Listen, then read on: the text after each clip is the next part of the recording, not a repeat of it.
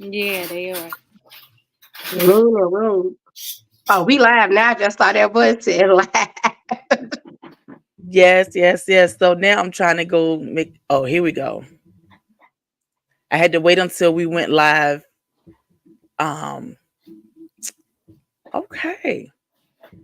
So let me get this right. Who page we on? Your page, Keisha? Yes. Okay. All right. We are live. We are live on Instagram, Facebook, and YouTube. Yes. All right, ladies. So I want to welcome all of you.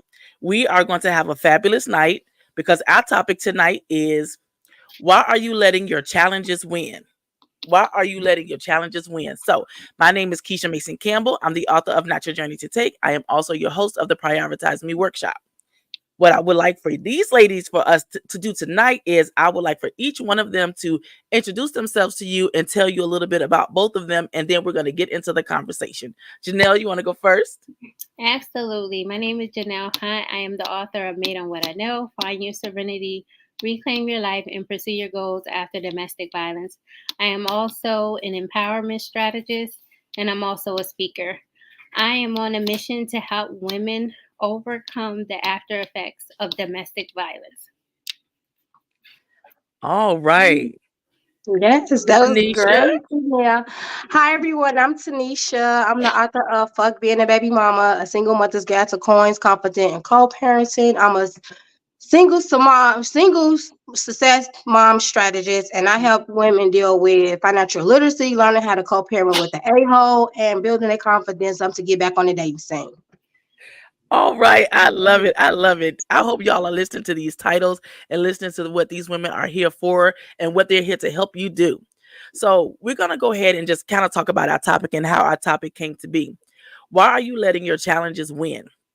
It's the top of the year. It's 2024, and for so long, people will allow their challenges to take control. They will allow their challenges to just, you know, be that thing that leads them instead of them combating that challenge, right? And when that happens, you just don't know where to go. You don't know what to do. You don't know who to call, and you don't know how to handle it. So what I do, I teach boundaries. I teach boundaries. I am a personal growth coach, and I teach boundaries. In those boundaries, you have to learn how to take care of you. You have to learn how to take care of yourself. You have to learn how to lead by example. And when you lead by example, people will follow. And a lot of times you don't realize that you're leading by example because the act that you are doing is what the example is. And then people follow that. They're like, oh, she's okay. Oh, she's happy. Oh, things are all right for her. Right? They see things like that. So that's going to take me into Janelle. Janelle, let's go ahead and talk about your product and your service. Let's bring that to light. Let's give us more detail if that's okay.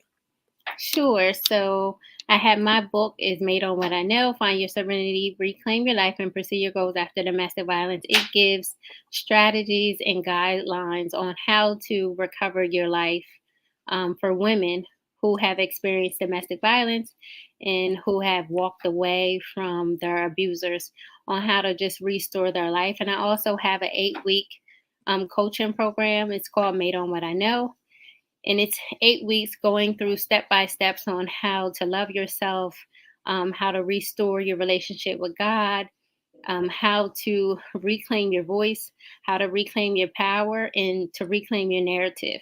Because there is life after domestic violence. So that's what I'm on a mission to help women overcome the lingering effects of domestic violence. Okay. Well, I have a few questions for you. Are you ready? Yep, I'm ready. Okay. So, for and this is going to be for you, Tanisha, but I'm gonna want you to go into more detail about yours before I ask you the questions. So, Janelle, what challenges did you experience when God called you to tell your story? The one challenge that I had to confront was my low self esteem at the time. I had to confront the hurts from my past of being overlooked as a child because it was keeping me from the camera. So I had to go back and forgive everybody who overlooked me as a child, who didn't give pleasant comments because I was always a little on the heavy side. So people said things, or kids said things that hurt my feelings in adults. So I had to go back and heal myself in those areas and remember the words, what my mother used to tell me: I'm perfect no matter what. The words that my sister would tell me: you're beautiful no matter what. And I had to see myself as God saw me. So I had to work on healing the past hurt that affected me from keeping me away from the camera. So I had to address those issues before I was able to step into my calling. Wow.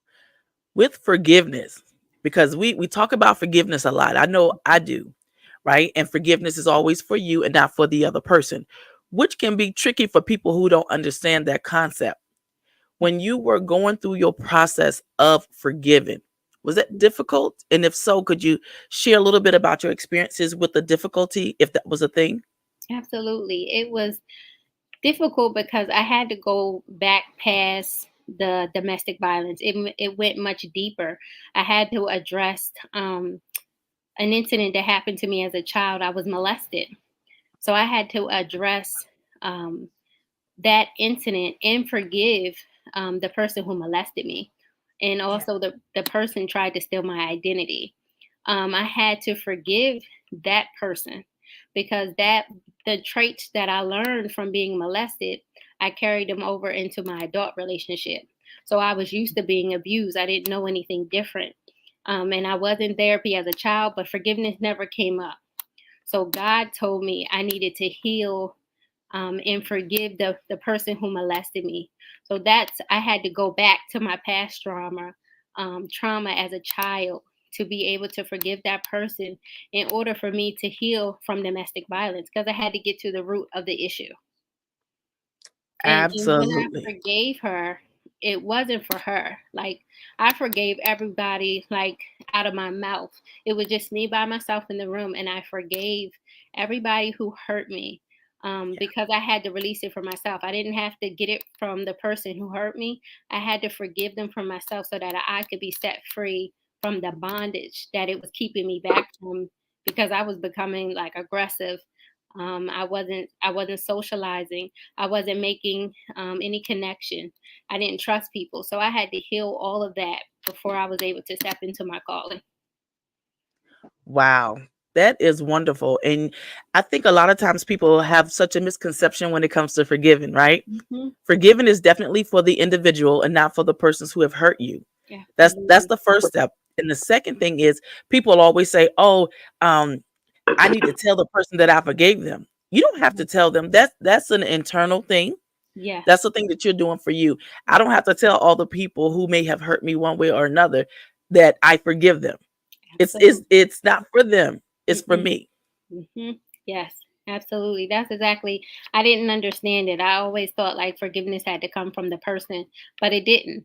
I had to just forgive them on my own accord, by myself in the room by myself. I didn't have to share with anybody. I just spoke out of my mouth everything that hurt me from a child to an adult, and I released it, and I let out the loudest cry that I ever had in my life, because that trauma was stuck on the inside of me. That's how I was able to be Wow. set free to Wow. step into it. Wow. That is amazing and that is awesome. And I thank you for sharing that because even in that, some people want to tell you a little bit, but they don't want to give you everything Yeah. because, again, some people are embarrassed or they Mhm. are ashamed or they're just not ready for the world to know. Yes. Yep. Tanisha, I yours, do. could you tell us a little bit about how yours came to pass? Tell us about your story and how fuck being a baby mama came to fruition. Oh, baby.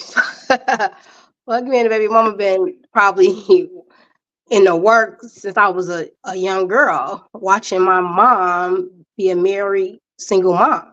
You know what I'm saying? So man's been in the works for a long time and becoming I was a mom at 21. It ain't a teen mom, but it's a young mom. And being a black single mom is equivalent to, let me put it like this. It's almost like walking in the beauty supply store and then Chinese Asian workers got the black woman staring you down, or you going to Saks Nordstrom's to purchase a purse, and you got the white woman looking at you like you don't belong. It's like being a baby mama is equivalent to that. You fight to prove that you need to be in rooms with people who look just like you, or in rooms with people who don't look like you. Because when people think about single motherhood, the first thing they think about is poverty, ghetto, uneducated, and not knowing how to raise your kids. Not knowing a lot of us are single because of maybe we picked the wrong man to have a child with, but you don't know that until you already in the game. Some people are single because they chose not to be a married single mom. Some people are single because things just didn't work out. But when you black, it's always like, why do you have to explain that? And so I wrote Fuck Being a Baby Mama to give women another look, another narrative, and to debunk the myths and overcome the negative connotations that's stole upon us. Because I'm gonna tell you, I hate it because I'm in a better position financially, mental, emotionally than a lot of women. But because it's single behind that, and this is almost like I have to explain that. And I was just like, no, fuck that. Fuck being a baby mama. Because if you look at it, rap videos, talk shows, the media, social media, they all capitalize off being called a baby mama because there's money Yes. in that. But when you say fuck being a baby mama, it's like, oh no, I know you didn't. You can't say that. Yes, I can, because Yes. everybody is making money off this stigma and this narrative of women that looks like me, a dark skinned woman, talk with her hands, got braids, might curse a little bit.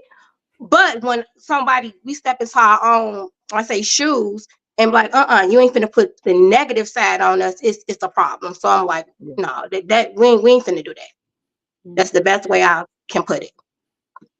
I love it. So it sounds like to me you took the turn back instead of using it as a negative and allowing people to use it as a negative. You took the turn back and saying, no, it's not a Yeah, negative thing.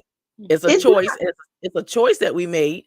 It is what it is, but it's not negative, and it's not as negative as the people that capitalize on it making millions, but they're not giving it to not. the baby mamas. They're not supporting them because there's so many programs that you could give some of that money to support some of these young ladies in their babies and in their endeavors when it comes to having a baby so early. Yeah. Yes, and plus when I was like, maybe when I make 35, I'm like, I'm not gonna be titled as nobody damn baby mama. And here's the thing, it's almost with, how should I say this? Well, these people, I don't know what terms we could use on these platforms. It's almost like black baby mama is like a tax bracket thing. And with us, it's a zip code thing. It's neither. It's a mentality, because it's people that don't look none like us. They don't get questioned. They automatically a single mom or a widow. If we don't have a man joined at our hips, they think our child's father is dead, incarcerated, or someone committing a crime. They don't never think it could be a possibility of healthy co-parenting. They go Yeah. to the negative facts, what they made facts first. And we have to Yeah. prove it's like you have to prove yourself to be a single mother. And don't let you be a successful single mother. It's like, don't you dare stand up for that. But it's okay for me to be the baby mama that's acting a fool, but I can't be proud of my successes. You understand what I'm saying? They Yeah. want you to shun that. Like, don't you dare say you can make it without a man. Don't you dare say you don't need child support. Don't you dare. It's almost like once you black single mom, they want to keep you underneath the building. And we ain't being underneath no buildings in 2024. And that's the best way I can put it. I'm trying to watch my language on this platform, because sometimes I get so pissed off, because it's almost like you fighting for to change some type of law when you ooh, that's your mom. Well, where's your dad? Maybe he's working. Maybe he died. You know what I'm saying? And then they push your buttons and challenge you in ways. Sometimes it might come off as anger, but they don't do that to other people, if you know what I mean. So Right. the whole baby mama stigma is just like I say, it's not a race thing, it's a mentality thing. But they use someone that look like me as a poster child, and I'm like, no, I have 4 children, they all successful, even the baby successful. And like Keisha say, what you say about working in forgiveness or working in about your challenges. I Right. didn't hear the question. Oh, no, I was just asking you to just share about your platform and give some details, and then Mhm. how did you get started in it? Like, what happened in your life? Well, we know you Uh, had a child, but like, you- was there something that happened where it turned out to be that you are a mom and single, and then the stigma of baby mama being attached to it? um, I could have been married, but when I first became a mom, I thought that being a good mama and doing what I had to do just will automatically get me the husband. But I Yeah, was young, and I realized sometimes we date these men and we put them in positions they never want to be in the first place. Because at 21, you might, the person I was having children with didn't want to be a husband. Like later on down the line when they chose, like, okay, well, maybe I want to be a husband. Now you done so much stuff. It's like I'm a grown woman, and I'm saying but we us people that's in these shoes, maybe you decided that you don't no longer want that person for the husband. You could save face. Like I think some people do, just go ahead through the motions and don't be happy behind closed doors because it's so much that then transpire over decades. But like I always tell people, it's some type of manual out here, and I don't think all of us read the manual, including me back then. But I'm reading it now. It's almost like these men want to keep you in the waiting room while they in the dressing room trying everybody on. I Mm-hmm. like that. Say that one again, Tanisha. They want to keep you in a waiting room while Yeah. they in the dressing room trying everybody on. And Mm-hmm. that's how you become in a circle of baby mamas, because you was in a waiting room waiting on your kid's father, and he was out here making babies with other women, and Mm-hmm. now you in the circle. Like I tell people, I'm a part of a world that I hate. I'm a part of the baby mama world physically, not mentally, because I am somebody's baby mama. It's other women, multiple women out here with kids by the same person, and I hate that. And you know what I'm saying? And the most internal humiliation that I have to go through, I got a 4-year-old Mm-hmm. hoping, back in, I guess I was my turn. I was back in the dressing room. I don't know, get tried on. But and in the midst of that, I had to overcome what you say, the challenges, and just like, look, I'm going through with my book, I'm going through with my business, I'm going through with everything, because at the same time, I was writing for somebody that was in my shoes at 25, 30, 35, you know what I'm saying, at 46. I'm in a whole nother total place, but at the same time, I still have a small baby, and it's a lot of factors that I have to work on different, because I got to raise her. Mm-hmm. So That's right. Yeah. Okay, I Mm-hmm. love that. I love that. And listen, I listen that sitting in the dressing room while he no, you in the now, waiting sitting in room the while he waiting room, trying you on be in other the clothes in waiting the dressing room room. Mm-hmm. while he in the dressing room trying everybody else on. And I it's a love lot it. of young black women that deal with that. They might don't want to admit it because it didn't mess with your self-esteem, it messed with your confidence. But Mm-hmm. it's only thing was wrong with you that I tell people when I say you, once again, I'm talking about us. When I talk to people, I ain't talking at you or above you. We holding hands. I just might be dragging you because I'm in a different position now. But we should have probably been doing that, but of course I was raised that you don't bring different men around your kids. So once I had a baby, it's like all Mm-hmm. my kids got to have the same father. But who made that rule? Mm-hmm. Right. But where I come from, if you have multiple baby daddies, it's like, oh my God. But being 46, I'm like, multiple baby daddies just mean you didn't get it right the first time, you try it again. Men do it all the time. But once again, when you're black, you walking on thin ice around every move you make, because every move you make, it don't matter where you live at, it don't matter how much money you got, it don't matter how many degrees you have. The first thing they will go back to is, where is that man? Why you not married? You know what I'm saying? Mm-hmm. Married black women do it to single black moms. White single women do it. Black men do it. I'm like, damn, we damned if we do, we damned if we don't. And it didn't come from a place of anger. Like, I be damned, because in slavery, we was breastfeeding they babies and, educating them. We was good enough back then to do it for their kids, but now we can't do it for ours. Then black men want to drag us through the ringer. But we gave birth to y'all. Like I tell people, don't never be ashamed that you a single black woman, because in my position, we got the second highest position next to God. We gave birth. And half these people that's Mm-hmm. condemning us, if it wasn't for your mama, you wouldn't even be here. That part. So That part. I just don't get it. I love that. I don't understand it. I love that. So Janelle, I'm gonna hop back over to you. Are you ready for your next question? Yeah. Okay. The next one is, how do you move in the precious will of God when no one believes in your walk? I always have to remember the vision that he gave me. I always have to remember when he woke me up for like a month or a couple of weeks. He woke me up to finish the last two chapters of my book, and it was mainly on forgiveness. And he woke me up and he had me write for like 2 hours nonstop, day after day. And I always have to remember that and the things that he showed me in my dreams while I was asleep, what to write, what to talk about. So I always have to keep that at the forefront because, people may not believe your vision. People may not believe where you're called to or where you're going to. They don't believe it. They don't see it because they see the old you. So I Yeah. always have to keep that at the forefront. I have to remember what God told me. It might seem crazy. It may seem crazy to them. It may not make sense to them, but I always have to remember what God told me to do. So I'm going to continue to carry it out no matter what. And I stick to my guns on it. Okay. So a follow-up question to that. People have a tendency, and you think about this too, Tanisha, because I'm coming to you next. People have a tendency to remember who you were at a certain time and point in your life. And people like to remind you of who that person was.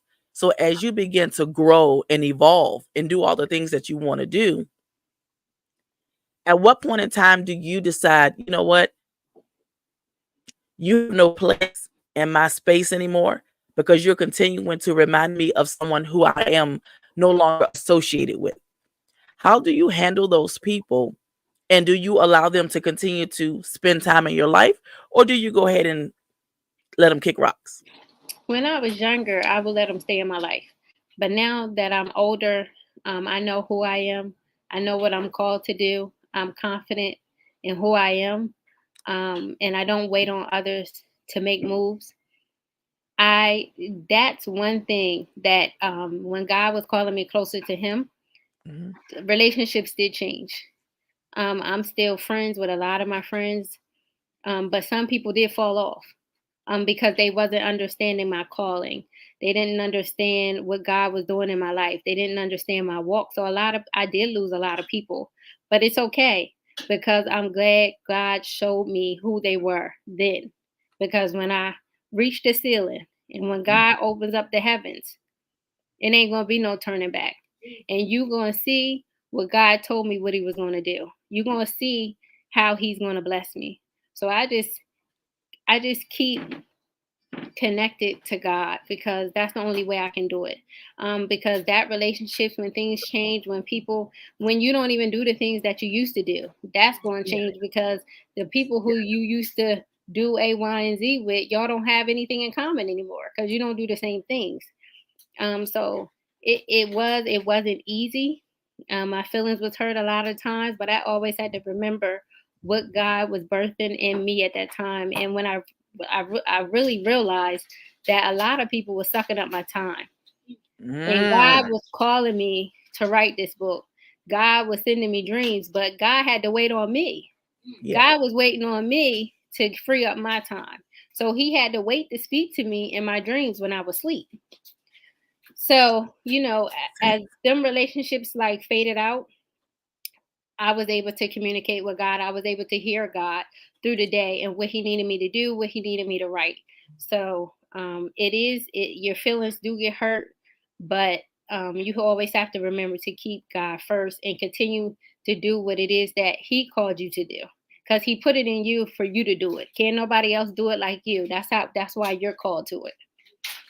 That's right. And one thing I do like to tell my clients is no one can see your vision but you, because God didn't give me your glasses. That's He right. didn't give me your glasses. So as much as we talk and you share things with me, I can help you as best I can as a personal growth coach. However, I can't see your vision.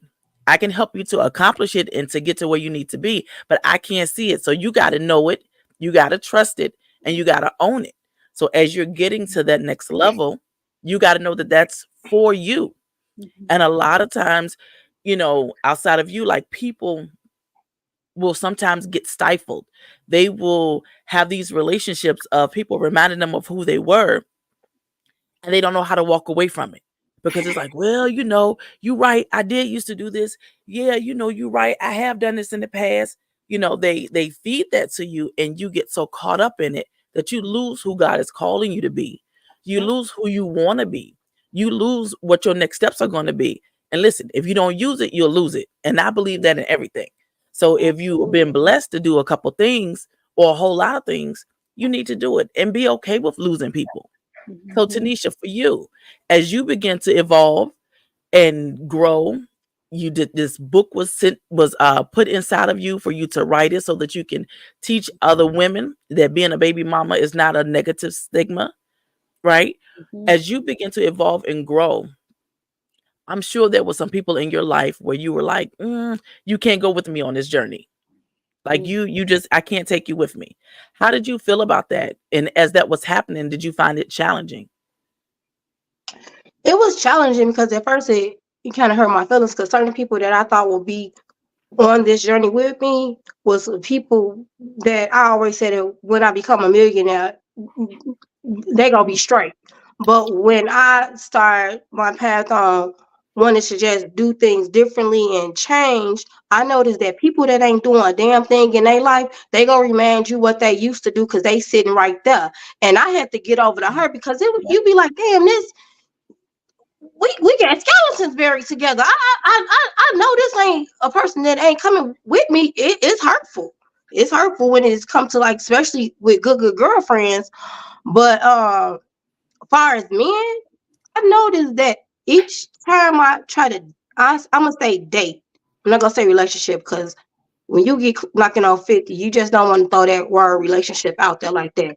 Each time I dated a man, I dated a man not necessarily better than the last, but better for me at that stage of my life. So I feel like God always elevated me in some area. Once I learned the lesson, I said I'm not going to repeat it. So when it come to men, it's not no man in my past that I think I should have been with. Is in a lot of times when you elevating in life, the first thing a man will try to do is gloat in your face with the new person to stifle what you got on because once you start back going down memory lane, when you in a progression of building a business, baby, your business will come to a halt. Then he won. So when it come to me, I don't even worry about the closure no more. It's closed, baby. It's closed. It ain't even nothing to talk about. It ain't. I used to want to be in front of their face so they could see me win. Like, oh, I'm gonna show you. You go. I don't even want to do that because I don't want to give you that much power in my brain, in my space, in my energy. So I don't even do that no more. It's almost like God has gradually just gave me the confidence and just gave me, I don't know that maybe I my word for 2024 was surrender. I just want to be in line with the things that's for me, and I don't want to have to do it forcefully. So I noticed that things just became easy because, baby, it was a time when I was behind closed doors praying for a relationship I know damn well shouldn't have worked. I was praying for crumbs, baby. God, please just let it work. Lord, please just put me and this man together. This man has cheated on you 14 times, 2 triple, 7 days, and called out your name twice, and you praying to God for this relationship. Girl, you fool. You fool. That's why I'm so glad my grandma used to always tell me, God would take care of babies and fools, because if I'm guess I ain't no baby no more because you know what I'm saying. But if I'm under the fool category to him, he gonna take care of me. Cause I mean, you was praying for them raggedy relationships to work. Maybe it was just me. I didn't pray for many raggedy relationships to work, and God, you know what He did? He continued to let me be in that space. To keep you got enough? Oh, so you ain't got enough yet? Let me give you some more. Oh, you ain't got enough yet? Let me give you some more. You ain't got enough. The devil just laughing, right? And you just praying to God, this is gonna be the time. I have learned that, baby, let them people be. Let them people be. Yeah, because they holding you back from your destiny. A lot of that They holding you back from your destiny. And a lot of them men, even with myself with dating, a lot of Mhm. them is sitting from the enemy to distract you from what it is God has called you to do. So that Oh, I can agree with you wholeheartedly on that, because when you get to a point of surrender, like you said, nothing matters, because you, like you said, I'm going to be aligned with everything that God is calling me to do. So Yeah. if it has to do with a human and you need to be cut off, you're gonna get cut off. Period. yeah, it is That's so right. true. And you was born for. It's like I tell people, what we supposed to do is already written. It's up to us if we gonna walk that path. And a lot of decisions I'm making now, I'm making them from a place from an 80, 90-year-old woman on a deathbed. Will I look back and say I should have or Right. shouldn't have? So I'm just doing stuff. I would hate to get 90 years old and say, damn, I should have wrote that book, but I didn't. I should have Mm-hmm. did this, Yeah. but I did. You know what I'm saying? And I just feel like God just can't nobody tell a story like me. You know, and when I was just made for it. I And that's just it. That's I it, was just because made you for was called to it. That's it. Can't nobody it. do it like you can. Can't I nobody do was it like you. I was tested in the midst of writing this book. I became pregnant. So like I tell somebody, I could have terminated my pregnancy just so I could have appeased the people to keep going so I wouldn't have to face the internal humiliation, not the humiliation that people put on me, but what I felt inside. Like, damn, how you pregnant in your 40s? Mm-hmm. And then I realized it's women that can't have kids. It's women that going through IVF. It's Yep. women that I had a baby. People say, how did you get pregnant? I told them I had sex. That's what I tell them because I got tired of them asking me that. But it was almost like, and you want to write this book? I said, I ain't writing no book on how to be a wife or how not to have a baby. I wrote a book called F Being a Baby Mama. And we gonna start with how to fix this money, how to build his confidence, and how to co-parent. But any which way, I was challenged mentally for becoming pregnant in the midst of this. I'm like, he had to build me for something because I went on retreats, I went to events pregnant, 4, 5, 6, 7 weeks, 8 months in heels. Speaking at events, pregnant. Mm-hmm. I could have easily just ran and tucked my tail and just shut it all down and let the give or the thought the idea to go to somebody else, but I ain't want that, so I kept going. I already passed the crucial test. Self humiliation, baby, you can't even hear what nobody on the outside saying, because Right. the thoughts in your own head is worse than Yeah. anything somebody could say to you, because you with them thoughts 24/7, they don't go away. I already beat that test. What can somebody outside of me do at this point? Yeah, Not that's a thing. true. Nothing. Nothing. And that goes with like boundaries, as what Keisha talks about.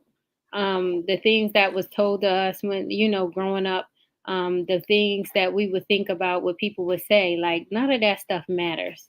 None of that stuff Mm-mm. matters because it's not doing anything but keeping us back from our purpose. And so I'm Yeah. glad you brought that up, because like we have to get out of what the past was. We have to get out of the things that people said. That's why Keisha even brought up forgiveness, because it's so important, because if we don't forgive, it's holding us back from moving forward in our lives. Hmm. That's Yeah. right.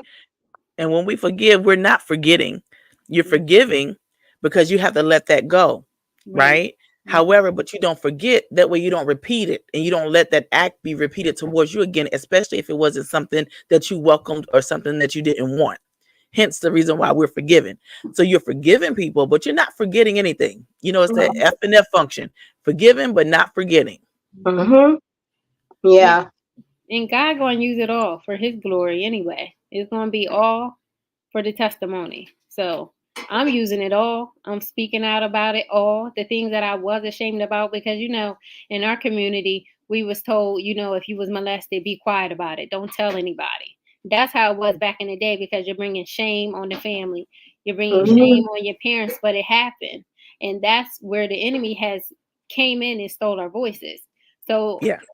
God is calling all women to speak out about their trauma, because it needs to be released in it needs to be told to help other women overcome it, to help other young girls overcome it, that's suffering in silence. Right. Letting Yeah. them know that it's not their fault. And I think that's where a lot of the stigma comes in, because you're basically taught it's your fault. What did you do? right? Right. Even though you haven't done anything, you're the victim, right? But the question always becomes, what did you do? What were you wearing? What were you thinking? Who were you around? And but it's not your fault. Right. Regardless, you could have been walking naked down the street, like was it Erica Badu a few years ago when she did Mm-hmm. one of her Yeah. videos? She in Texas or something. She took off all her clothes and walked down the street. I was like, oh, okay. If that's Yeah. her choice, that's her choice. And even if that, and I'm just giving Erica as an example, but any woman, whatever you decide to do is your choice. And because it's your choice shouldn't be ridiculed or made to be a thing because somebody wants to do something towards you. He, she shouldn't be touching you. If you want to walk Absolutely. naked, that's your business. That's your business. That's not an invitation to come hurt anybody. That's not an invitation to come take somebody's innocence.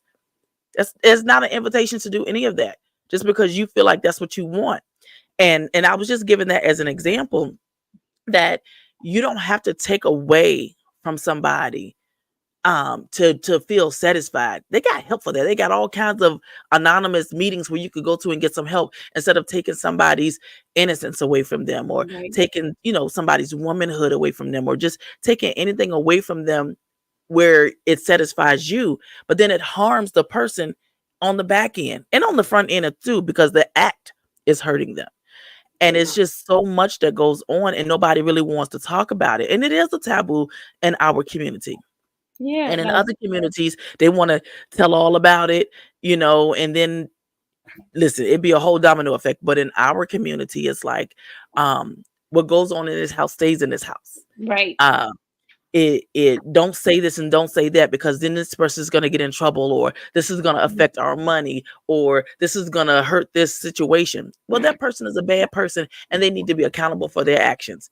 Let me Absolutely. implement and set my boundaries and let that person be accountable for their actions, because it's not your fault.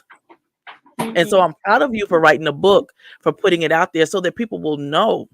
Because in your book, you talk about domestic violence, but you also talked about being violated as a child, correct? Yes, because that's what God called me to heal. Because I kept saying, why am I in relationships and I'm accepting different type of behavior, and God brought the molestation up to me in a dream that I needed to heal from it, Okay. because that's what I was used to, that's what I was attracting. I was still going to be dealing with men still behaving as they want to be with me, when they feel like it or when it's convenient to them. It's just Mm, a whole lot of things, and I wasn't looking internally because at the time I didn't love myself. I was looking for, pleasure from flesh and not inwardly.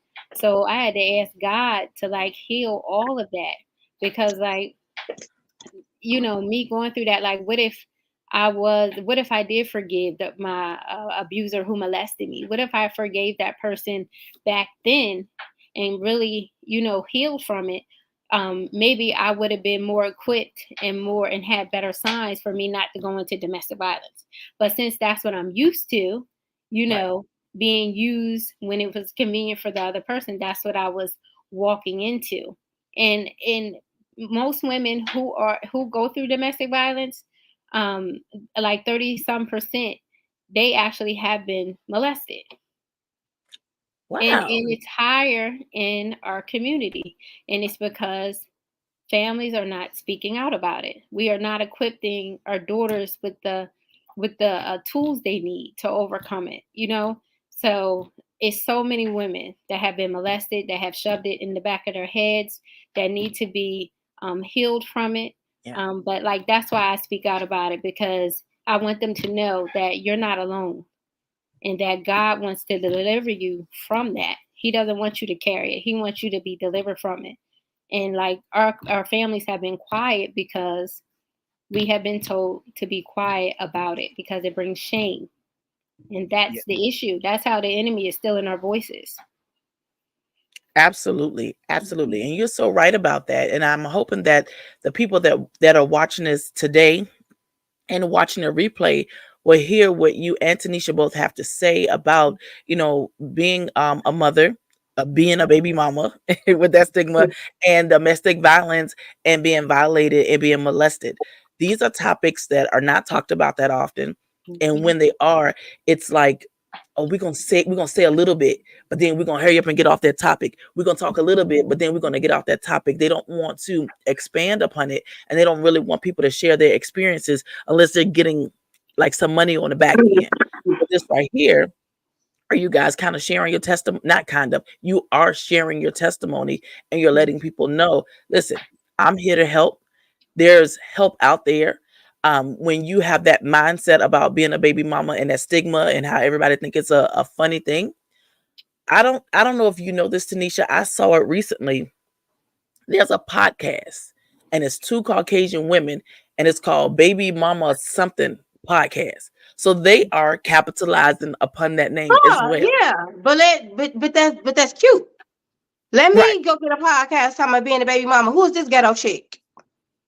It right. just is what it is. Everything I say will be under scrutiny, chopped up, um, Mhm. 50 million clips, not listening to the whole content of the question, the answer, or nothing. Point proven. You Yeah, you you can't even let us have that. You shut they do. It's two of them, and they and I see the commercial. They cackling and laughing and talking about the baby mama, and I was yeah, like, wait a it, minute. it, it, it's cute when you wasn't born in an urban neighborhood working regular jobs. It's Right? cute because here's Yeah. the thing, and let me not. I try to Go watch my mouth. ahead. Go ahead. Let it out. I like the Kardashians. It is what it is. They rich for no reason. I ain't watched the last probably 5 seasons, but at once upon a time I was glued to the Kardashians. But you ain't never heard nobody say there was no baby mamas because of the empire of the money and the color of the skin. The Okay. basketball wives that didn't had babies, bad superstars, and they got they shows their baby mama. They even disrespected Michelle Obama and called her a baby mama. You understand where I'm going with this? Yeah. They Mhm. call her Barack's baby mama, and Right. That's his wife. that's his There's whole a difference. wife. Right. Mhm. There's a difference. It's a difference. You see what I'm saying? Yes. But Yes. baby, money. That's why my book I talk about. Baby, this I'll be dead and gone, and I hope somebody continue to talk about this because Yeah. it's almost like a topic that ain't going away. And unless we get a club together to get in front of the A ball and display the success, because it's already successful single moms out here. But then you Yeah. got these men talking about this. Then you got these women want to tell you, Mhm. be quiet, be Right. quiet. Silence is golden. Silence is golden. That's all you gotta do is shut up. In some instances, with some instances you gotta speak up. You know how you just got me burning in the inside talking about they cackling. I'm about to go Google these people. I Yeah. want to know, Tanisha. I want to know, like, what could you recommend to like a young mom who just had a baby, and she could be a teenager, she could be Mhm. the same age as you. What do you want her to know? How she's going to be able to overcome the things, the negative things that people are telling her because she chose to have her child? What encouraging words, or what do you want her to know is on the other side? And not just on the other side, but what can she use from your experience that you can tell her that it's going to be all right? Okay. Ooh, I love that. Me And I don't too. want to sound like so short and cliche, but I want to say a fulfilled life. It's plenty women that's not fulfilled. They have the aesthetics of a fulfilled life to make somebody a teenage mom or a mom to think they're not can't live a fulfilled life, and you can. And one thing I would say that is not taught in our community is financial literacy. Baby, Yeah. money talks. Money gets you in wrong places and neighborhoods and things, and it give you the will to leave a man at the drop of a dime. One thing I say, young men, old men, middle-aged men, one foot in the grave and on a banana peel. The one thing they use against women is the lack of resources. That's why men don't want to pay child support because they care more about the coochie they trying to get in than the coochie they made.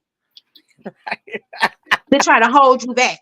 If you educate yourself on financial literacy, money is power. People say, oh, money and everything. You need this, but you need it to breathe. If they could just educate themselves on financial literacy to get them out of whatever situation they're in and get to the other side, they will be okay. And not to throw religion in here, you need God, you need a mentor, you need somebody to hold your hand. Because like I said, you could take one person out the household and give them everything in a program. I just make up a name, Fresh Air Fund program.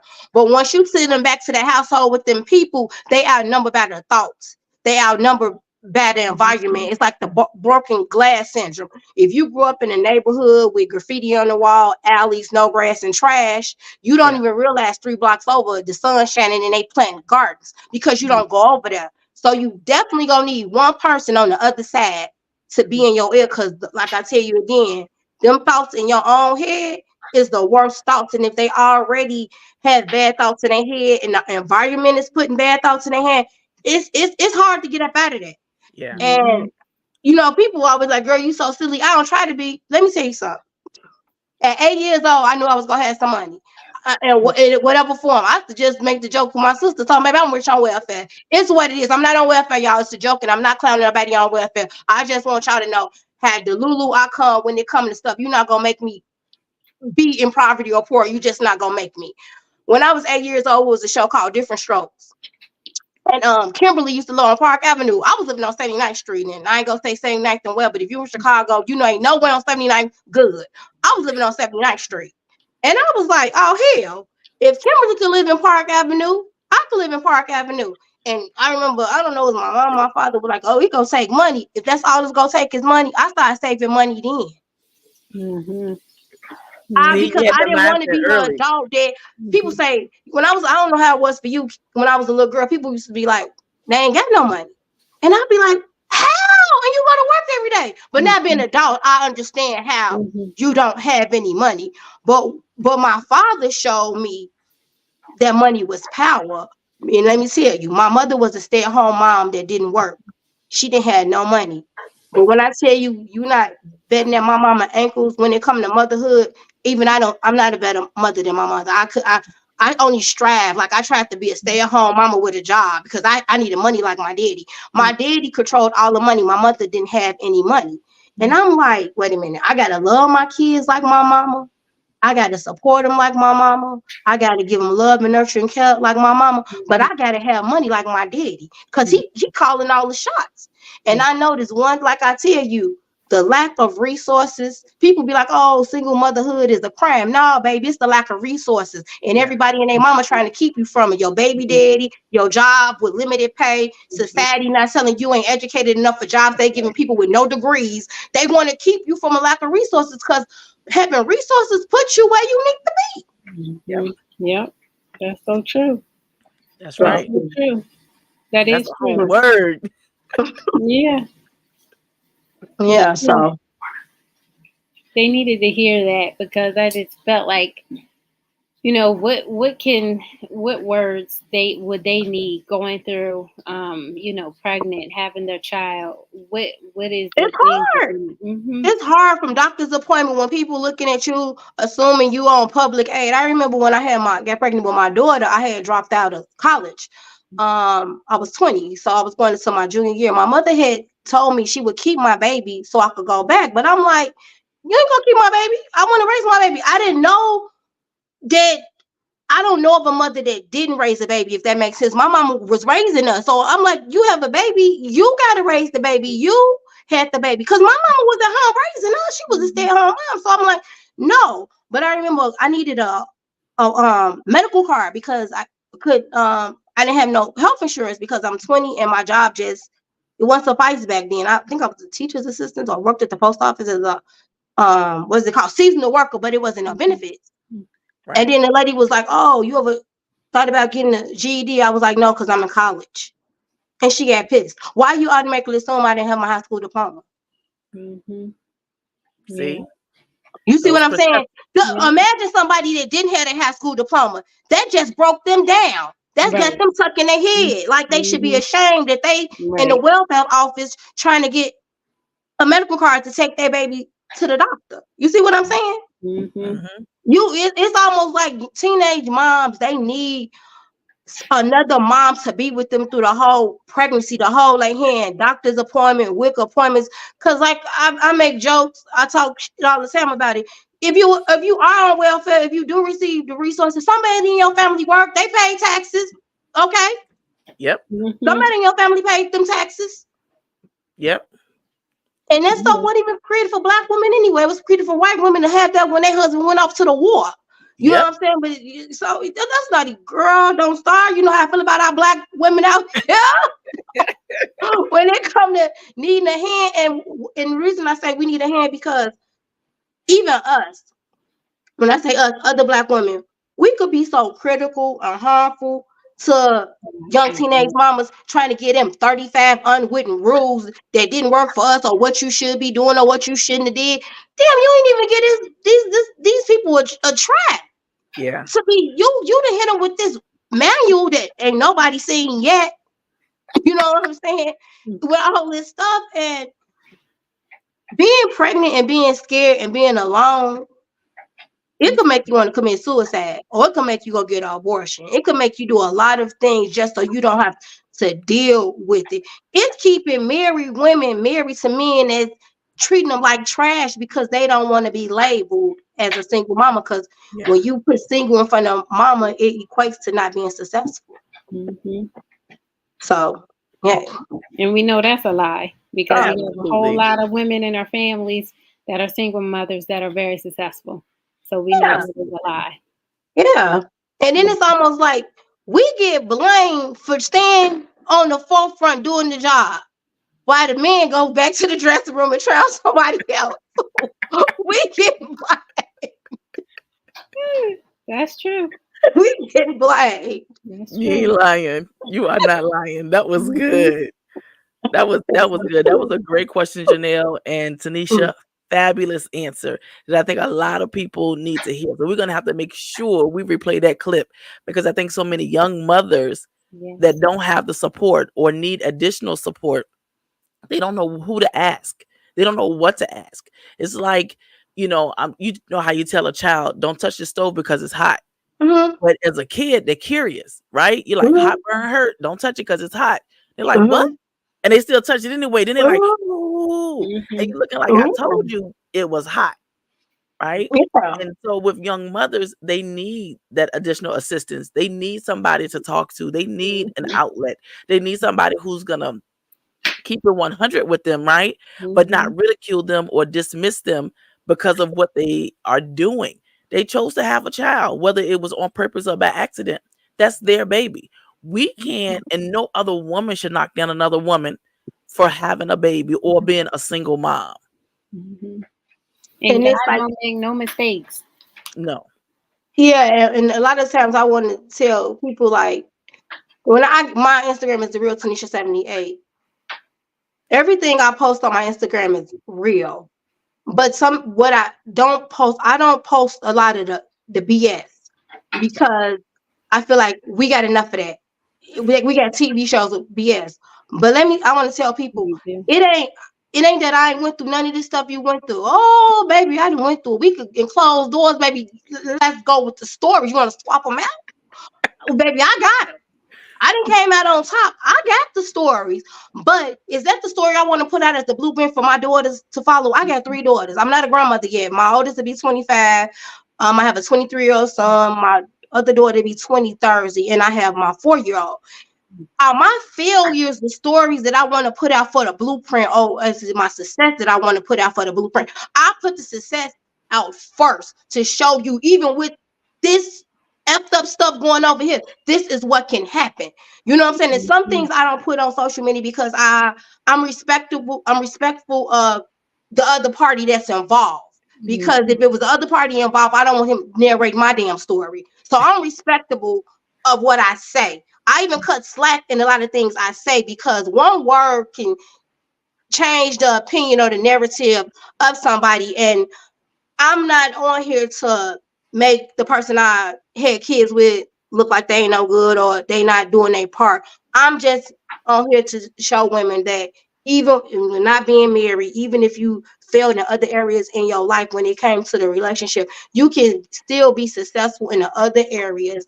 And create a solid foundation for your children. A lot of people don't know that other side, because I hear a lot of women making jokes about the $87 child support, because it's really a joke. Like, oh, you bought that Benz with my child support, dude. It was $87. Oh, you got that lace front with my child support. It was $87. Like, some people getting zero. You get what I'm saying?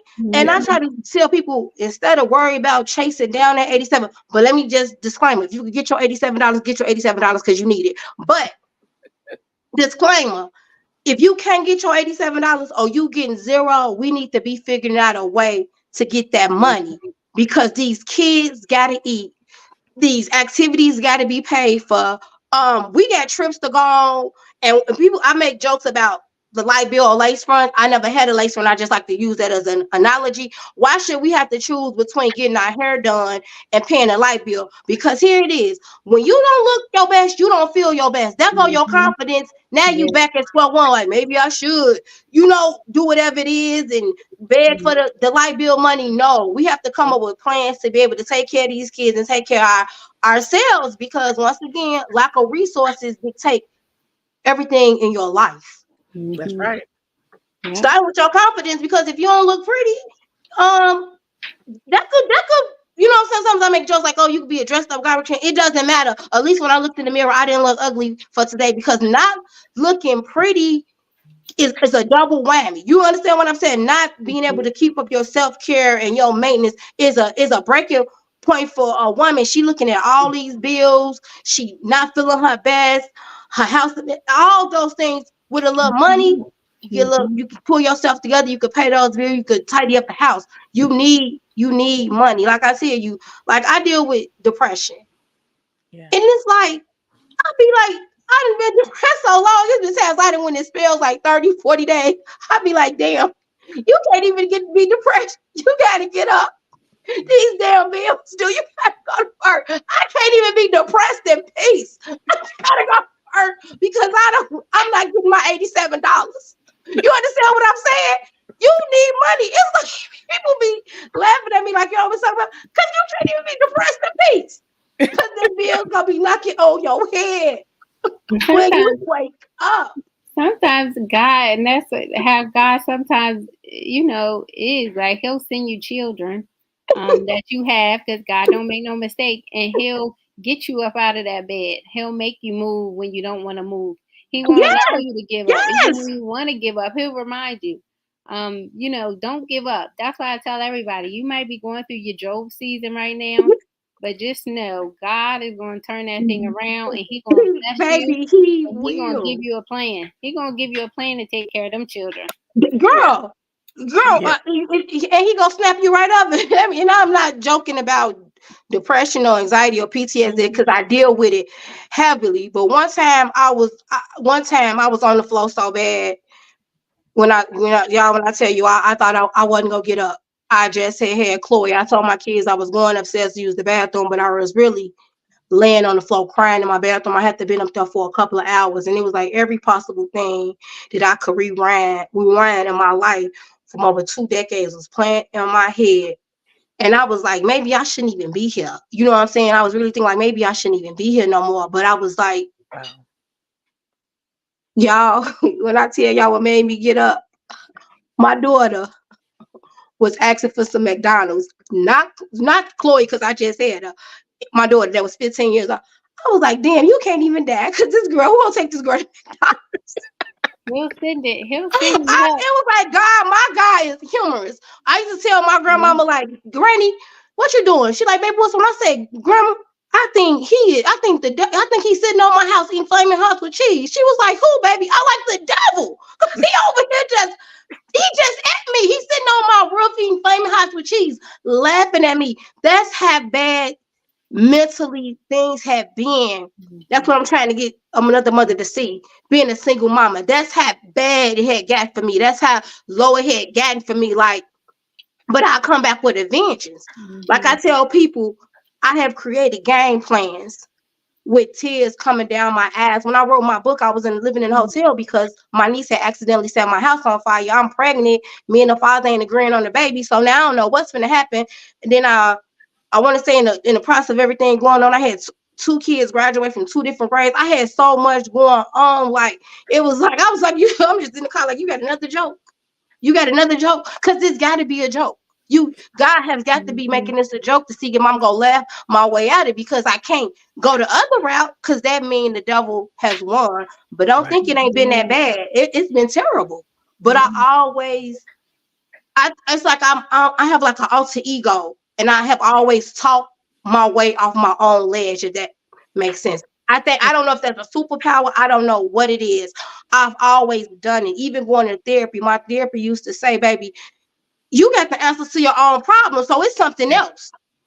Like, Mhm. it's something else. You have the answers to your own problems." So sometimes a teenage mama, a single mama, they don't have the answers to their own problems. They don't Mhm. even have nobody they can talk to that they Mhm. understand. Because when people reach a certain level in life, it's like they forget where they Right. come from.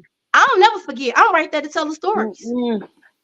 Because trust and believe, if you forget, he can snatch it all away in a Oh second. yeah. Oh yeah. 'Cause he will send you a reminder, Yeah, right? always. Because again, we ain't supposed to forget, right? Mhm. We're not Yeah. supposed to forget, because that helps you to help other people, and also to help you to help yourself to move forward.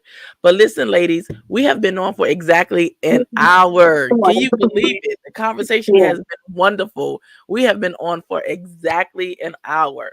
So I just want, before we wrap up, and I didn't want to just cut it short and just cut it like that, but Instagram stops at exactly an hour. Mhm. YouTube and Facebook will let us go on, but before Instagram shut us off, I want each one of you to just give a little bit of information about yourself and where everybody can find you. You want to go, Tanisha? Yes, I'm mostly on Instagram at the real Tanisha 78. You could find me there. I have a business page. I'm not sure how to work it that much, but the business page is called Fuck Being a Baby Mama. You can find me there. And my DMs are always open. I, they always open. And where can they get your book? It's in my bio. They could click the link in my bio for my book. It's on All Gumroad. right. They could go to Gumroad and find it, type in F Being a Baby Mama, but the link is in my bio on Instagram. Okay. And Facebook. And Facebook. Okay. Janelle. So I can be found on Instagram, the Janelle Hunt, and on TikTok, the same thing, the Janelle Hunt. On Facebook is Janelle Hunt. So without the. And you can find my book at madeonwhatiknow.com, and it's also in my bios on Facebook, TikTok, and Instagram.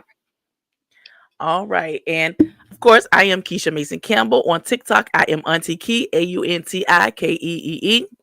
I am on Instagram, Not Your Journey to Take.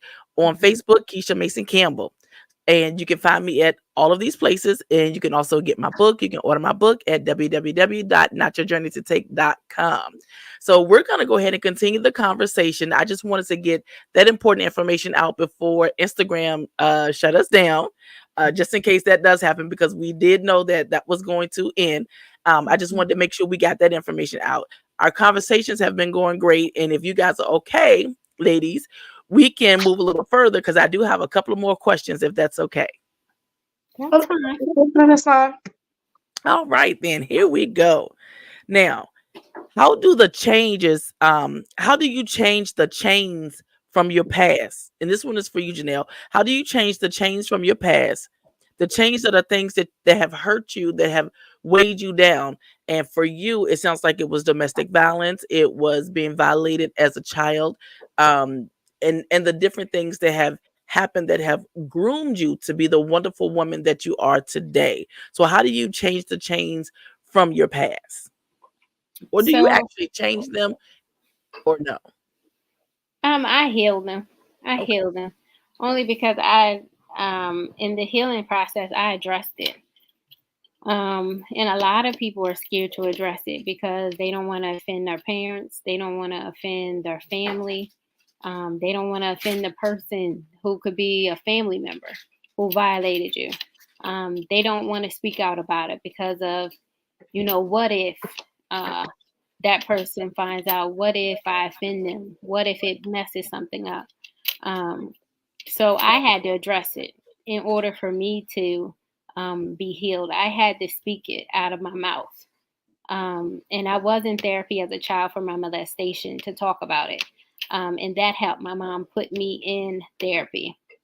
Um, but I had to address it and speak the truth out of my mouth as an adult in order for me to be healed, because I was carrying around all of that heaviness. I became defensive. I had all types of walls up. Like, you couldn't even critique me as a friend. A friend couldn't even critique me out of love. Like, Mm. even if Wow. you critique me, I was very defensive. Like, and my mouth was very sharp. It would cut you down. If you tried to hurt me, I'm coming back uh, much more powerful. And I was known as a kid to have a big mouth. Like, she has a big mouth. She's disrespectful.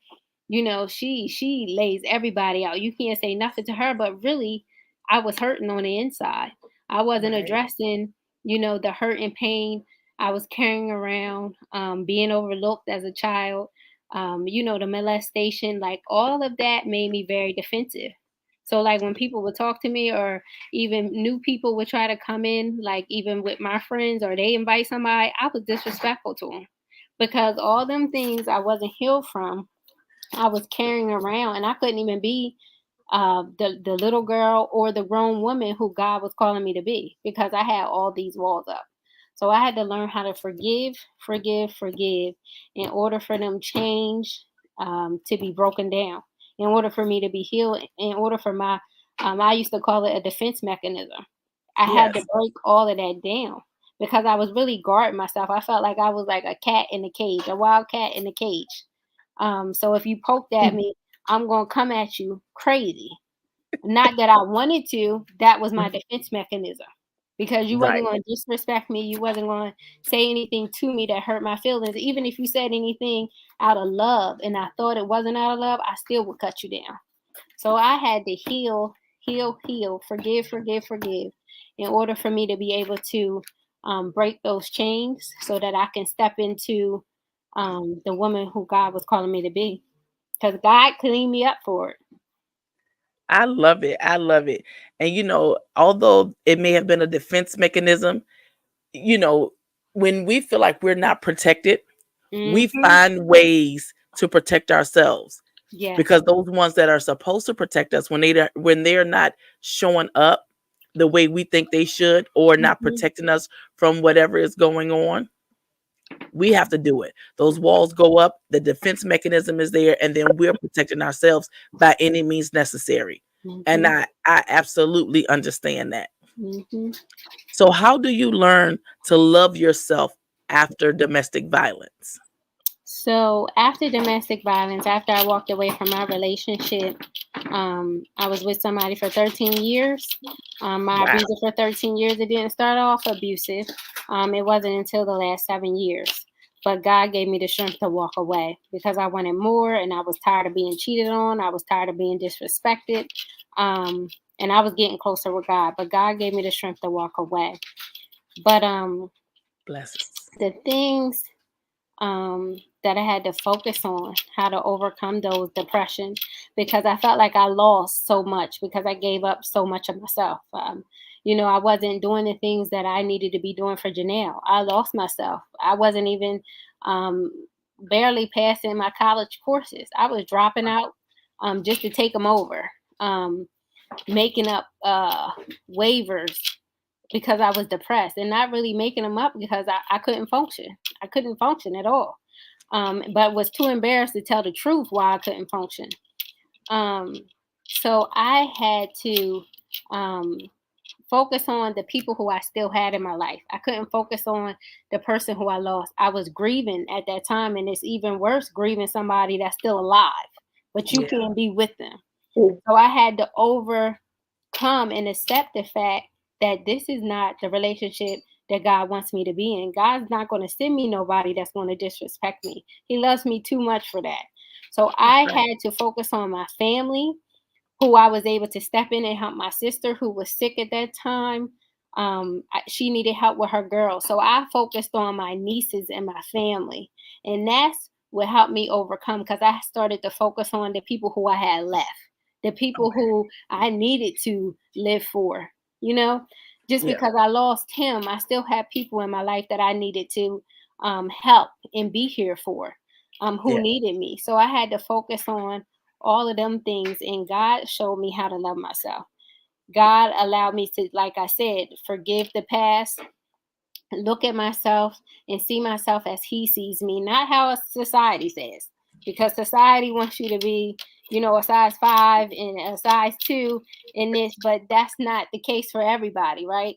But I Yeah. had to accept me for who I am today. I had to accept who God had created me to be, regardless of what size I am. Yes, I want to be healthy, but I had to accept myself, and I had to see myself as being beautiful. I had to build up my confidence, because in domestic violence and molestation, it takes so much from you mentally, It physically. You give up so much. So you're not having time to work out and everything else, because your mind is so focused on that abuser. So you can't even see yourself out of it.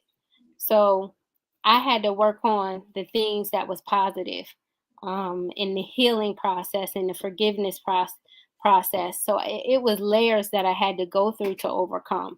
So that's what I did. I had to focus on what I had left. I had to stop focusing on the person I lost, and and having that hope of it, hoping it was going to be me married with a white picket fence. That wasn't the case, right?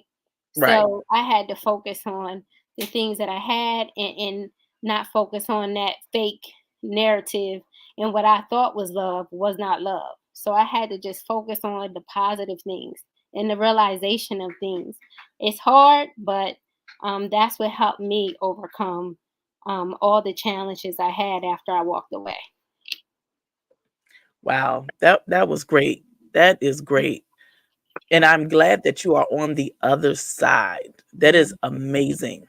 Yes, That I'm praise so God. glad you, and you said 13 years you were together and 7 years of being abused. Yes, 7 years, Wow. the last 7 years, um, because he started using substance, and it just changed the whole dynamic of it. And I didn't know, because I didn't do drugs, so I didn't Right. quite know what was going on.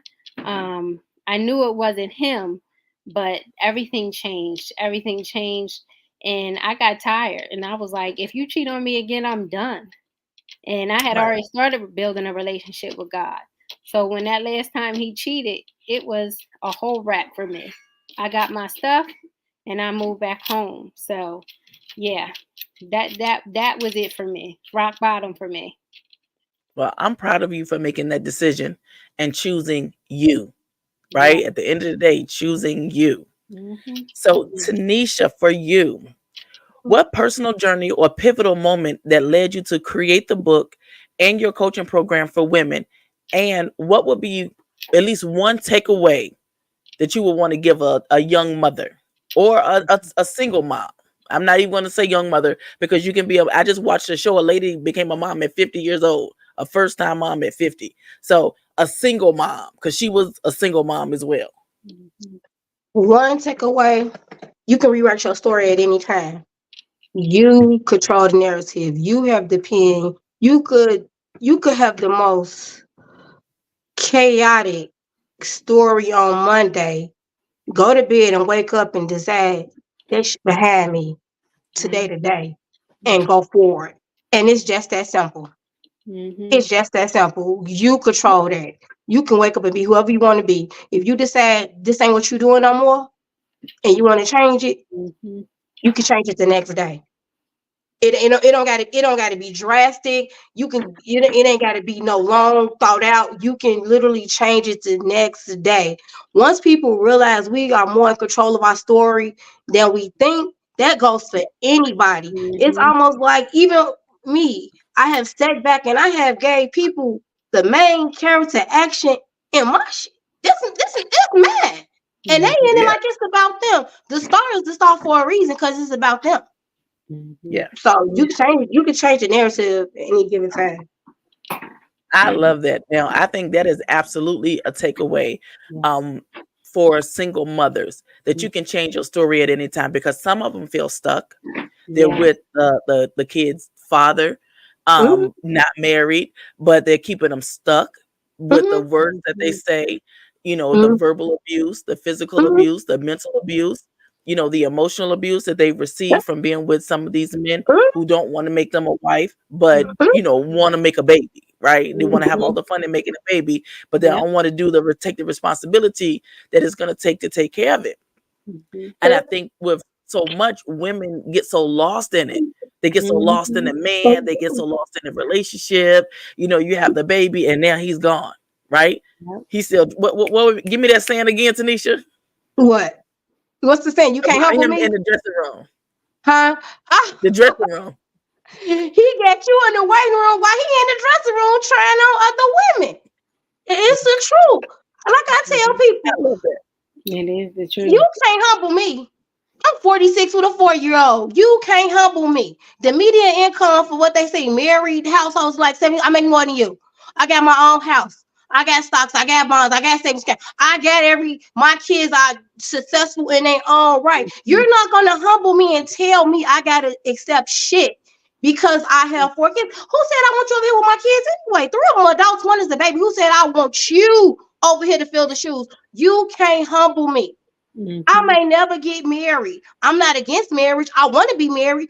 I want to be happily married, but I'm not Mhm. marrying to be nobody's slave. You know what I'm saying? That's what I hear a lot of married women. Oh, you got to cook. You got to cook, baby. We got laundry services over here. I had pizza today. You know what I'm saying? Like time just changed. If you ain't trying to marry me for companionship, to follow on one another when we having mentally and emotionally hard times. If you ain't trying to go on trips, if you ain't trying to have fun, I get paid a lot of money to argue with people and get treated like trash at my job. I get paid a lot of money for that. I'm not doing that at home. Can no man humble me? Not when I have did my part as a single mom and raised successful kids. You can't make me feel bad. You can't hit me with, oh, that's why you so. That's why. You can't humble me. Mhm. It's a point That's blank. And right. I want other single moms to take that on. Like I tell people, if we so bad, if we so terrible, why are we the topic of the conversation? I want all these successful women that's on top of that game to take the man that's sitting up here talking about the single mamas. They don't want you. Right. Mhm. They don't want Mhm. you. Baby, you can't humble me. I You love just it. can't. I I don't feel love no it. type of And, way and it about makes so nothing. much sense. It makes so much sense. Yeah, they want you to feel bad for what? Living, for giving birth. Mhm. Like you know how powerful it is to give birth. You created a whole life. You Mhm. baked it for them that 10 months, took pain without pain medication, and you gonna say, "We, baby, you just can't do it. You just can't do it." Mhm. I'm sorry. You Yeah. just can't do it. And I wanted to tell anybody who watching this, I don't want you to think like I always felt this way. I used to feel like a failure for not becoming a wife before I Mhm. became a mother. A failure.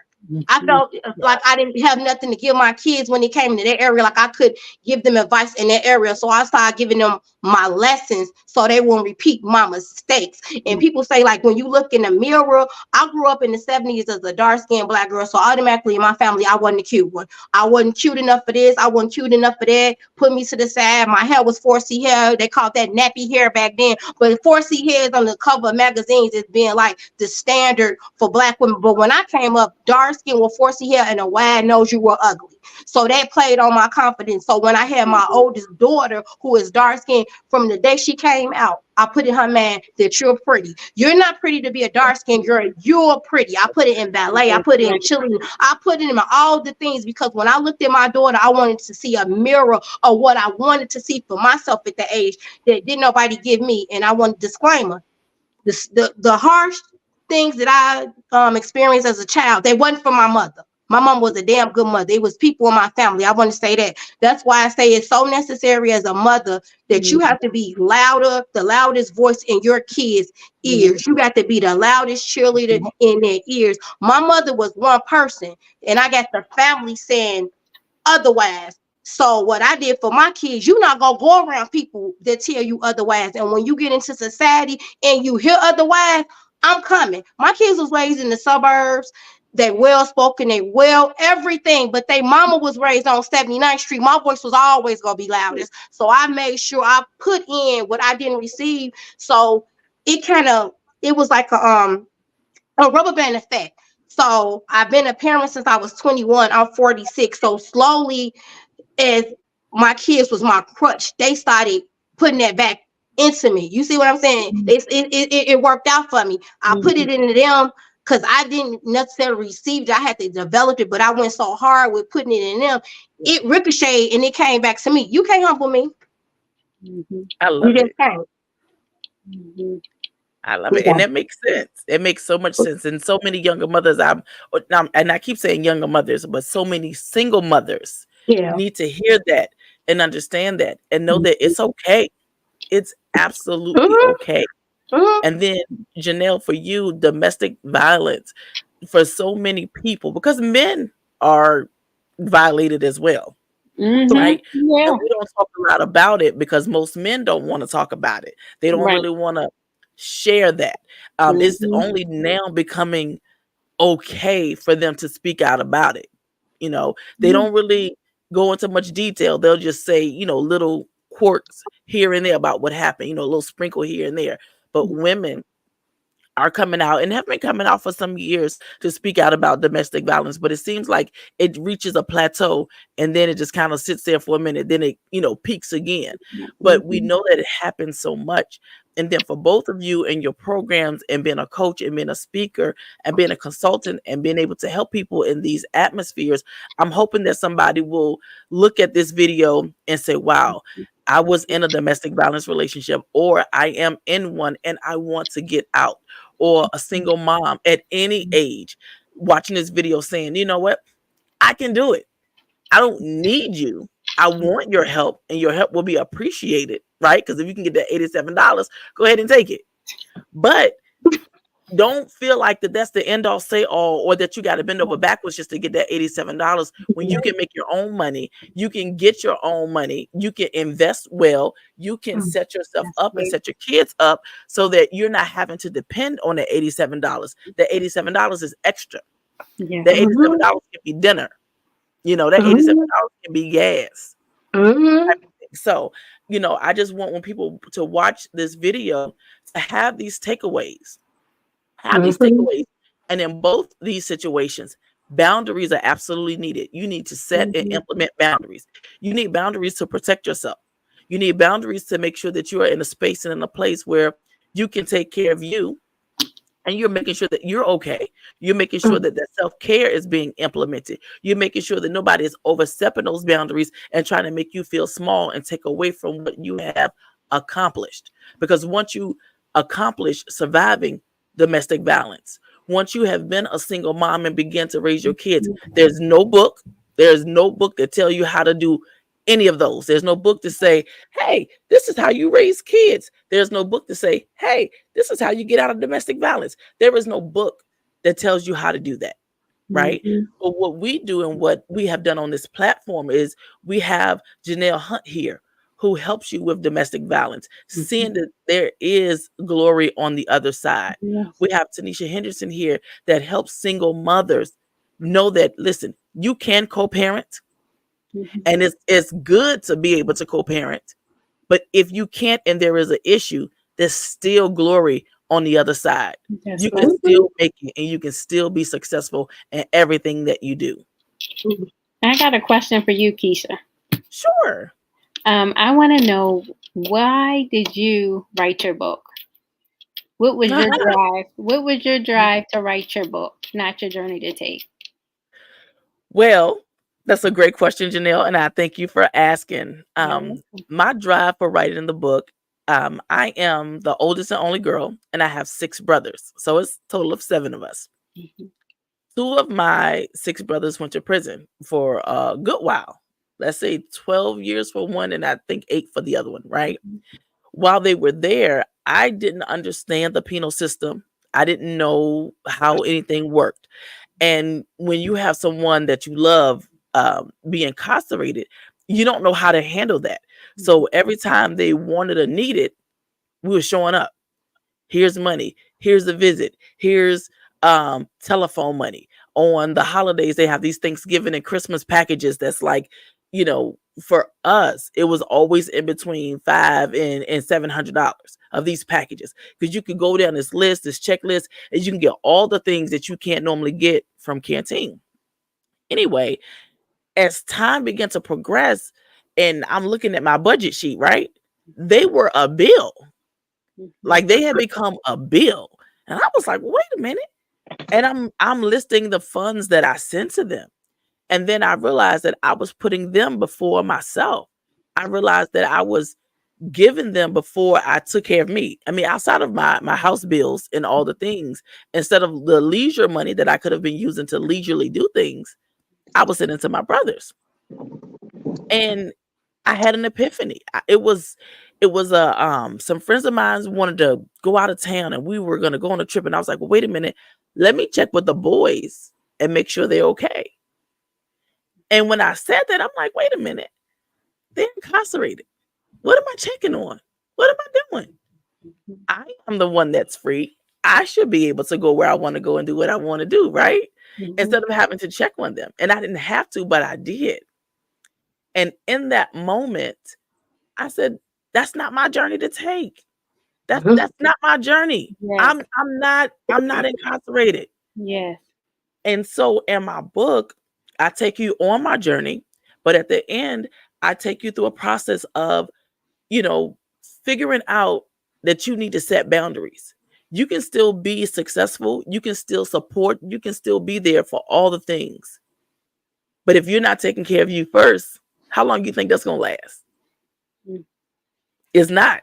And so that's what gave me, the motivation to write the book, because I realized, through all these years of going back and forth to prison and visiting and everything, there were so many people that we met along the way that were doing the same thing we were doing, going through the same thing we were going through, and you're just like, wow, you get so lost in that, that you don't know that on the other side, that it's really not all it's cracked up to be. And what I mean by that is, I supported them. I made sure they were good. I did create some boundaries that when they came home, what I expected isn't what I got. I'm not disappointed or anything like that, but the expectation of what I thought was the expectation when they came home is not what happens. So you give so much and you do so much and you have an expectation, and then the expectation isn't fulfilled, and you can't be mad because that's my expectation. Right. That may not have been your expectation for yourself. And it wasn't. They had their own expectations for themselves. They had their own hopes and dreams of what they wanted to do. Right. So what I expected and what I wanted and what I thought didn't come to pass, but that wasn't my path, nor was it my journey. Right. And my journey isn't theirs. And the initial title of my book was Not Our Journey to Take.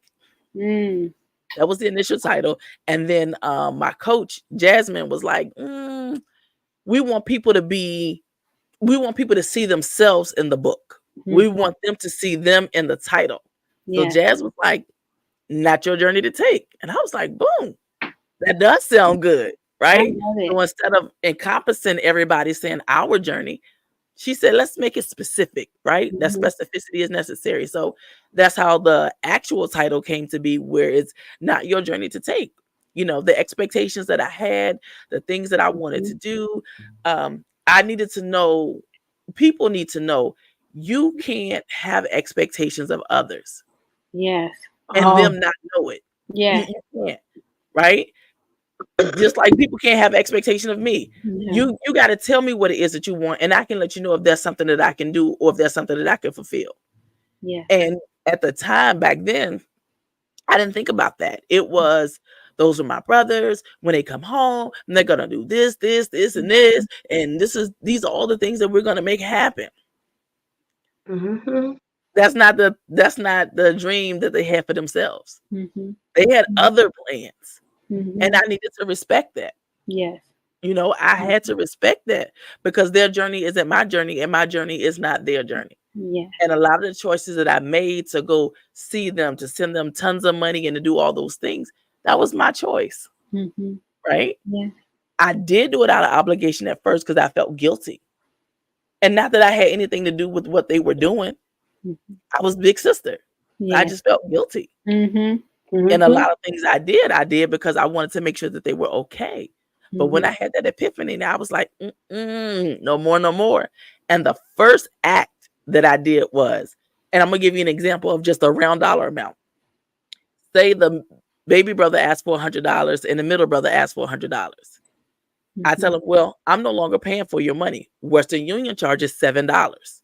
Mhm. So I said, you'll get $93. Mhm. So the baby brother was like, send me $110. So that way he would clear at least $100. Mhm. And then the middle brother was like, okay, well, I'll take the $93. Well, you don't have a choice because I'm Right. not paying for your money. Mhm. Good take. Mhm. Right. Yeah, yeah. Good. Yeah. Exactly. And that's how they would, that's how they were at one time. But as I transitioned, they had to transition too. Yes. Yep. We had to pivot together, and no, they didn't like it at first. They Yep. would say things like, well, I'm in here and you out there. Mm. You got a job. I can't work. I said, did I put you there? Right. Did I put you there? Mhm. Mhm. Right. And that would be the end of the conversation. They'd be like, all right, Key, whatever. Mm. Could you just send me some money? Absolutely, I can. You're paying for it, but I sure can. And so, yeah, that's my story, and that's how Not Your Journey to Take came to play. And if anybody wanting to read the book, I take you through that journey, and at the end, you learn how to set and implement boundaries. You learn how to not hold everything to yourself. You learn how to meditate. You learn how to figure out how to have an outlet. We Mhm. all need an outlet. And you figure out how to do all those things. And I teach you and take you through those processes as well towards the end of the book. But thank you for asking, Janelle. You're welcome. I have one more question for you. Yes. Who is the one person who segued you into going to a coaching program, to believing in your dream, to believing in your vision, that gave you that push? She saw your vision, even though it wasn't done at that time. But who is the person who actually said, this is what you need to do? This is what God is calling you to do. This is what you need to speak on. Could you speak about who that person is that pushed you into, who encouraged you, who backed you up on your vision? Mm. So it was my best friend, Nadine Phillips. I love her dearly. She encouraged me to get a coach. She's like, Keish, get a coach. And I was like, I don't want to do that. And, she's telling me all about it. And I'm not really familiar with that at that particular time. The reason why I was hesitating is because I miss my friend and I get so full when I talk about her. She passed away July 19th, 2020, from cancer. Oh, She was 50 years old. She had been 50 for 1 month and 19 days. Her birthday was June 1st. So I just get a little full when I talk about my best friend, but she's the one that encouraged it. She was like, Key, you've been talking about writing a book for years and you haven't done it yet. When you going to write your book? And I'm like, it's coming, it's coming. And then when she got sick, and she was more concerned about me getting my book out and me doing all the things I want to do. And I'm like, we're talking about you. Like, we're going to Johns Hopkins, we're going to the doctor in Virginia. We are, having conversations, towards the end of her life. I know her mom and her stepdad thought I was just so worrisome. When I tell you I was there all the time. You understand me? mhm. And I prayed and asked God that, and Nadine has always been such a great friend to me Yeah. and me to her as well. But I did ask God, I said, please, because first of all, she started declining a lot. And if you've ever been around anybody who's been sick and had cancer, Yeah. I you have. Mhm. you see the decline, Yeah. right? Mhm. And it's almost inevitable. But you still want to be optimistic and you're still there and you're like, oh, it's gonna be okay. It's gonna be okay. Yes. Well, when I saw the progression happen, I just asked God, I said, please don't let my friend be by herself when she passed. Mhm. That was my only request. I was like, please don't let her be by herself Yeah. whenever that time comes. Because I don't think anybody should have to be alone. I don't think people should be alone at that time, because you never know if they got something to say or whatever. I just Mhm. think people should have somebody there with them. And the day she passed, it was just me and her in the room. Oh, I was like, oh my gosh, but it was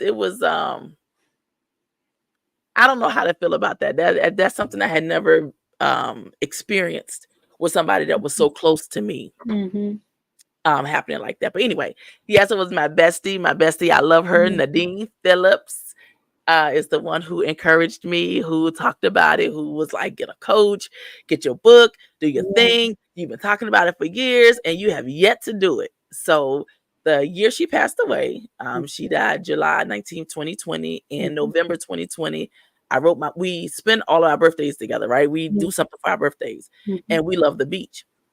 So November 2020, every weekend that month, I checked in the hotel on Friday. I checked out on Sunday. So I wrote mhm. my book in 4 weekends. Well, really, I guess 4 days, Wow. right? Because Saturday was the only day I was really Mhm. there. Because you checked in Yeah. on Friday, which is after 4, Mhm. and by Sunday you checking out by like noon. So anyway, yeah, and then 4 Saturdays in November 2020, my book Wow. was here. Congratulations. Well, thank you, Congratulations. thank you. That's a beautiful journey. I'm so glad that she encouraged you, because you have your book now because of her, because she pushed you. She, encouraged you to step out on faith, and you have your Yes, coaching business, and you even have a workbook, right? To support I your do. book. I do. Yeah. Yes, let me see if it's over Yeah. here. Hold on.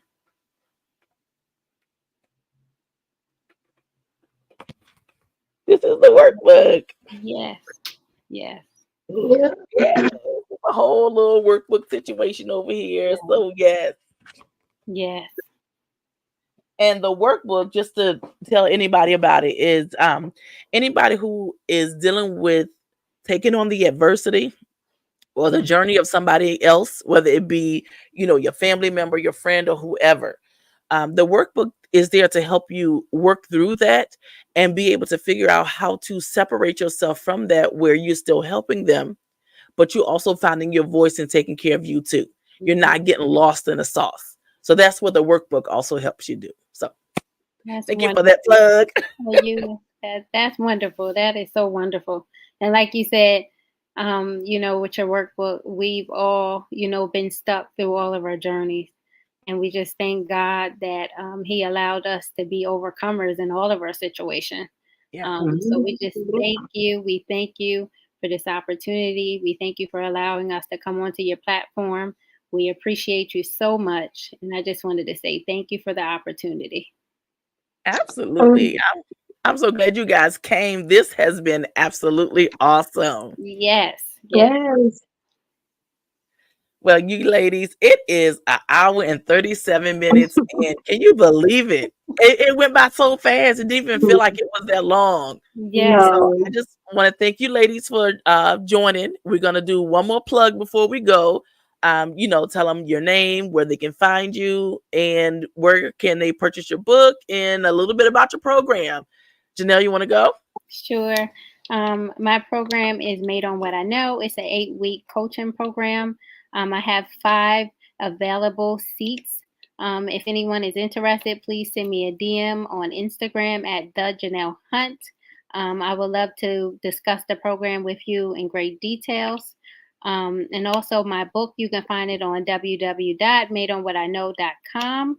And if you have any questions about the book, please send me a message. And you can find me on Instagram and TikTok, The Janelle Hunt, and on Facebook, it's just Janelle Hunt.